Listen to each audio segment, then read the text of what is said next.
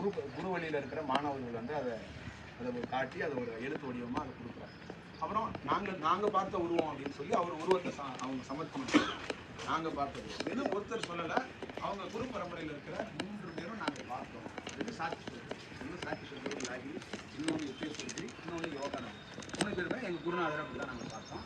அவர் வெட்டவெளி தன்மைக்குரியவர், நாங்கள் அந்த தன்மைக்குரியவர்கள் இல்லை.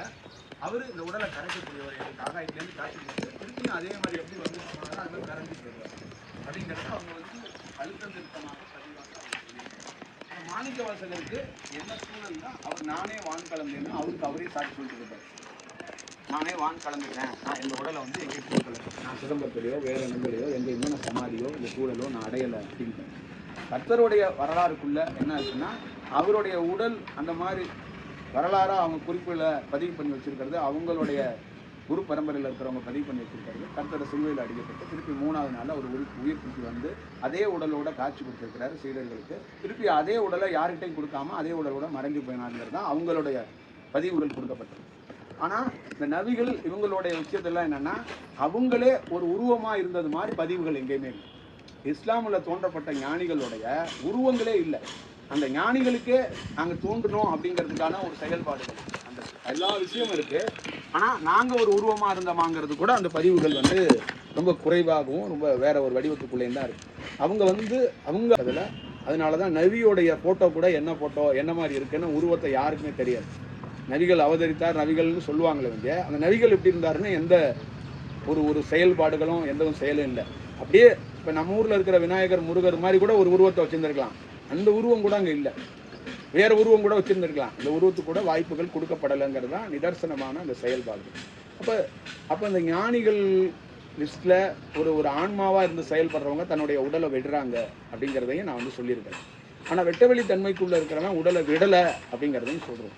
அப்போ அவங்க அந்த உடலை கைப்பற்றி கொள்கிறார்கள். அவர்களே அந்த உடலை என்ன செய்கிறாங்கங்கிறது அவங்களுடைய செயல்பாடுகள். இந்த உடலை அவங்க கைவசம் வச்சுக்கிறாங்க. ஆனால் ஒரு ஆன்மாவிலேருந்து இருக்கிறவன் உடலை விட்டுட்டு போகிறாங்க, உடலை ஒரு இடத்துல ப்ரெசன்ட் பண்ணிட்டு போகிறாங்க அப்படிங்கிறது தான் அதோடைய செயல்பாடுகள் உள்ளது. அப்போ இதெல்லாம் இன்னைக்கு கால சூழல்களில் இருக்கிறத பார்த்து செயல்பட வேண்டிய ஒரு சூழல்கள் இருக்குங்கிறத நம்ம பார்த்துக்கணும். அப்போ ஒருத்தருடைய தொடர்ச்சி இருக்குல்ல, முன் ஜென்மத்தோட தொடர்ச்சி வச்சு தான் அவர் இந்த ஜென்மத்தில் பணி செய்கிறாரு, இந்த ஜென்மத்தோட செயல்பாடுகள் பண்ணுறாரு.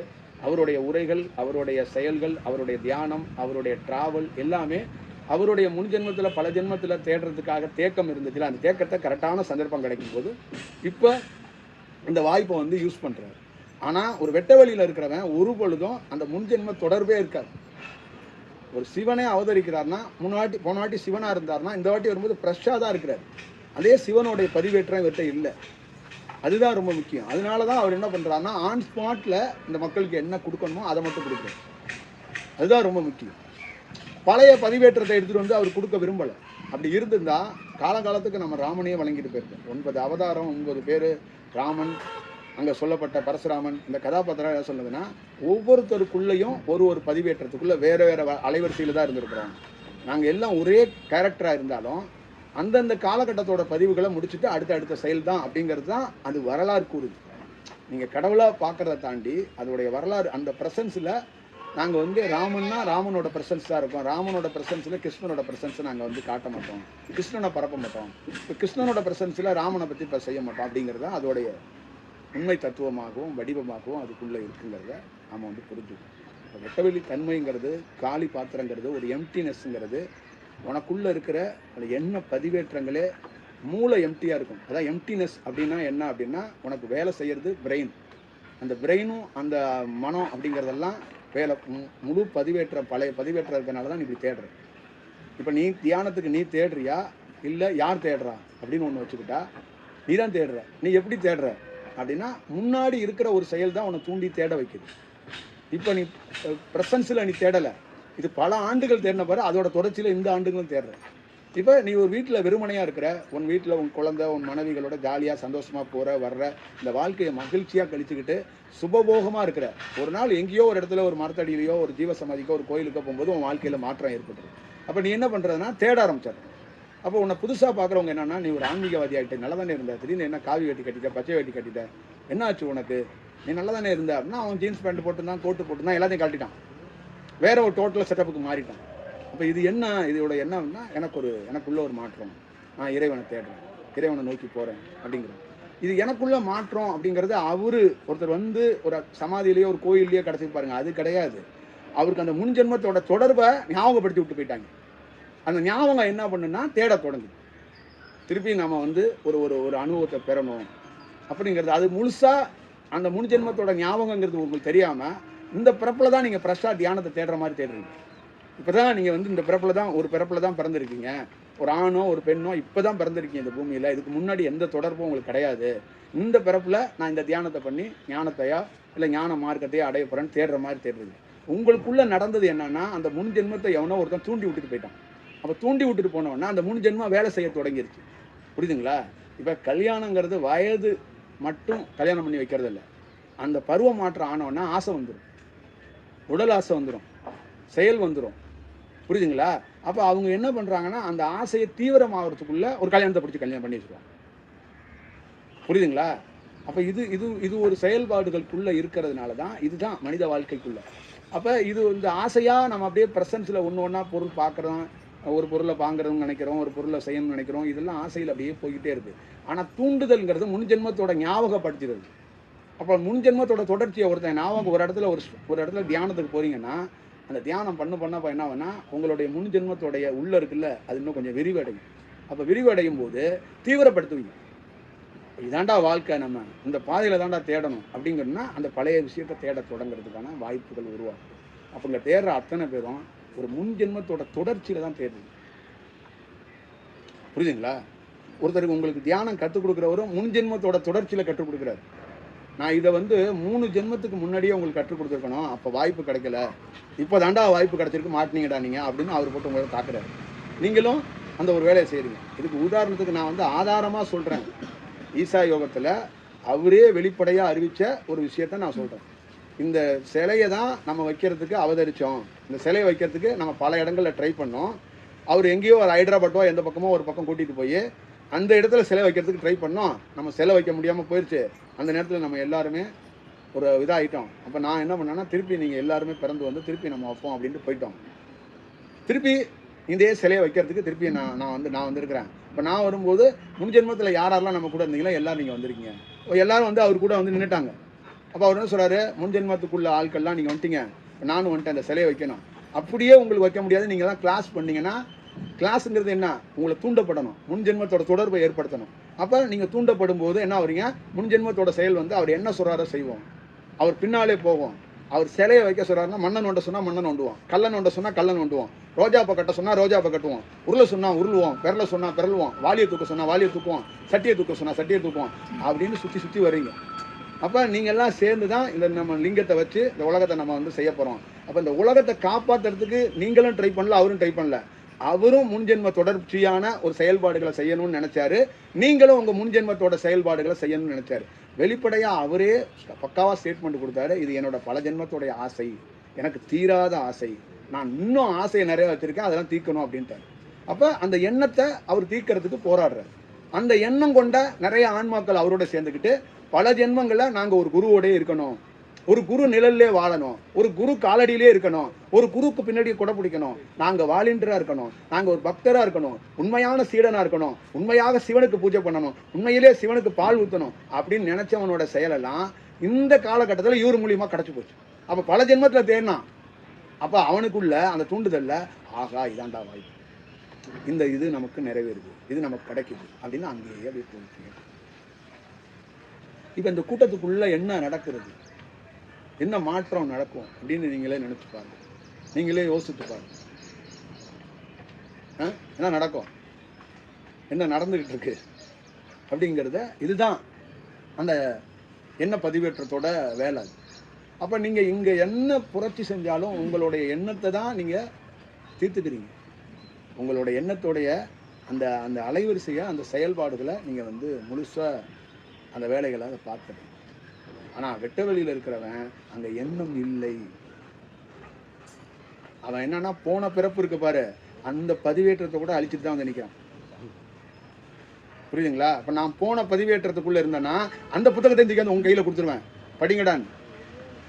இப்போ இன்னைய சுழற்சி இருக்குல்ல, இந்த பிரபஞ்சில் ப்ரெசன்ஸில் இருக்குல்ல, இது இருந்தாதான் இந்த கால மாற்றத்தை உருவாக்க முடியும், யுக மாற்றத்தை உருவாக்க முடியும்.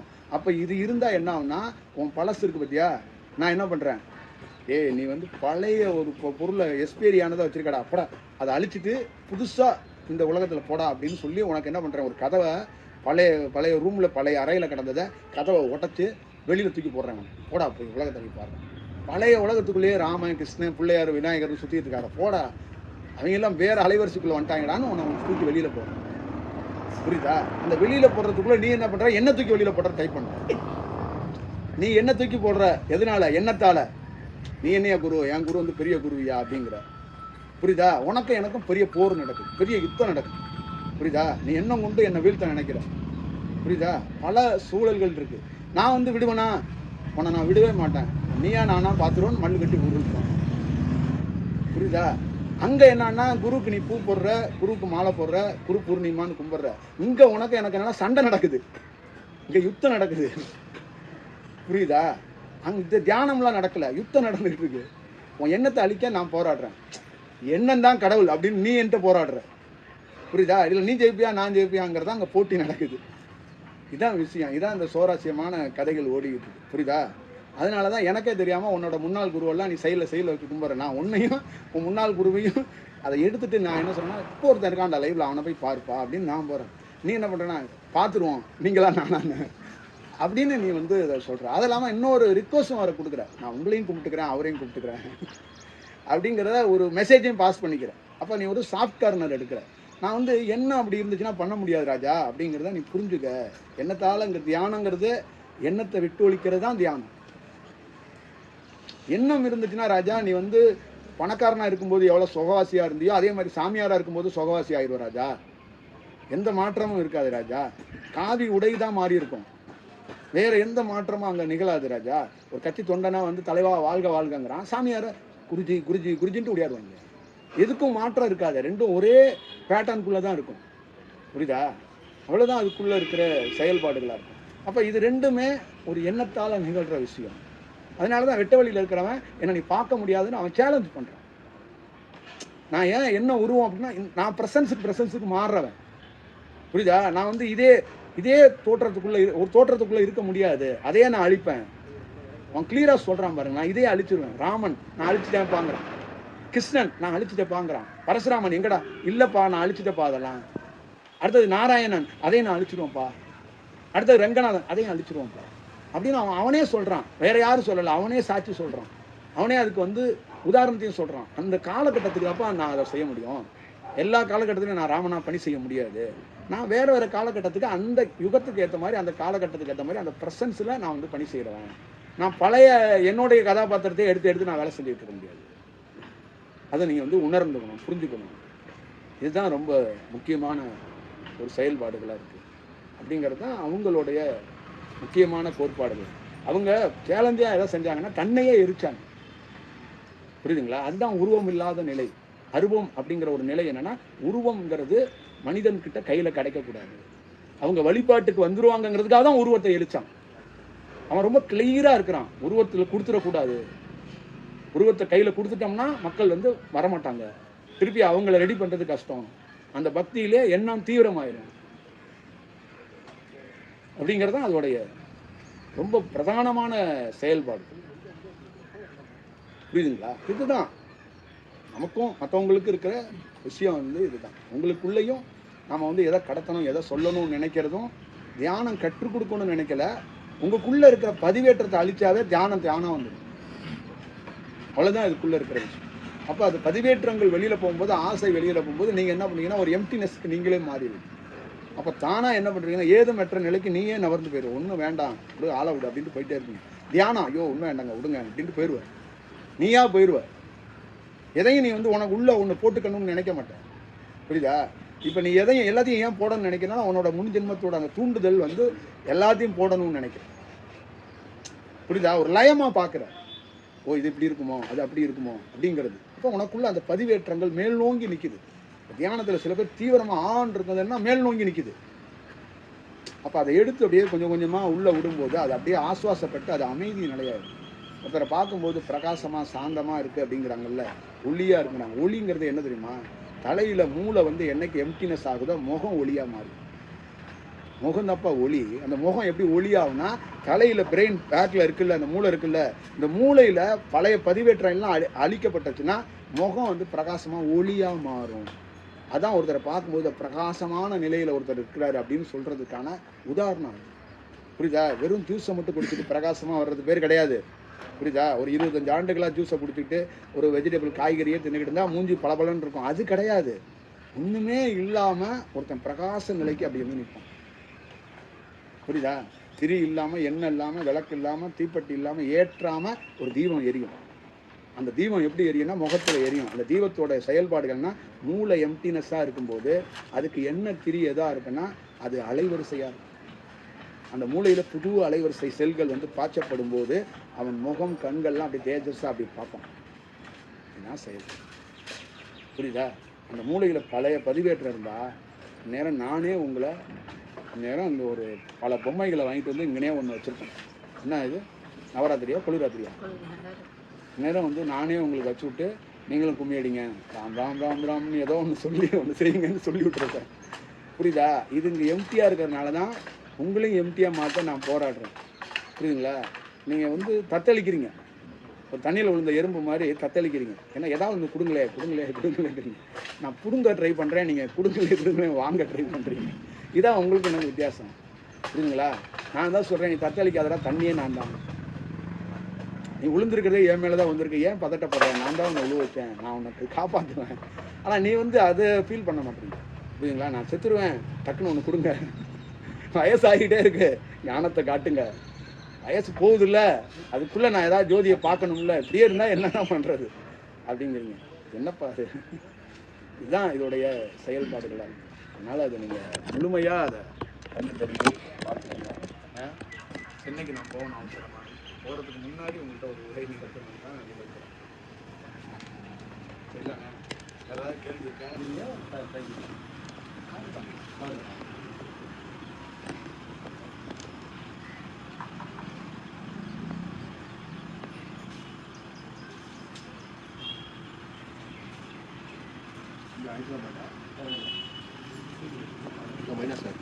ఈరోజు వెళ్తున్నాం 9.